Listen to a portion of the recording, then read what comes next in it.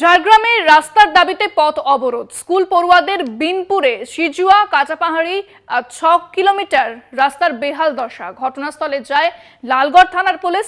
পথ অবরোধ সেখানকার ছাত্রীদের, দেখতে পাচ্ছেন সেই ছবি। একটাই খারাপ হবে,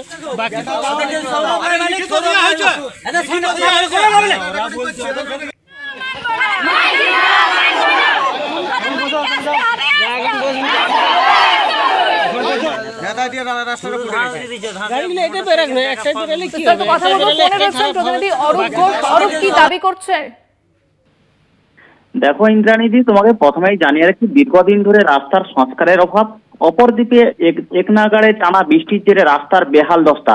রাস্তার উপর দাঁড়িয়ে গেছে একাঠু জল, ফলে চরম সমস্যায় পড়তে হচ্ছে স্কুল পড়ুয়া থেকে শুরু করে যানবাহন চালকদের। ছাত্রছাত্রীদের বক্তব্য, এই রাস্তাটি দীর্ঘদিন ধরে বেহাল দশায় পরিণত হয়েছে। প্রশাসনকে বারংবার জানিয়েও কোনো সমস্যার সমাধান হয়নি।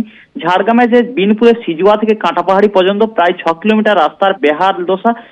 গ্রামবাসীদের আরো বক্তব্য, এই রাস্তার উপর দিয়ে ওভারলোডিং বালিগাড়ি যাতায়াতের ফলে রাস্তার মধ্যে তৈরি হয়েছে বড় বড় গর্ত, ফলে যে কোনো সময় ঘটতে পারে বড়সড় দুর্ঘটনা। তারপরেও হুঁশ নেই প্রশাসনের।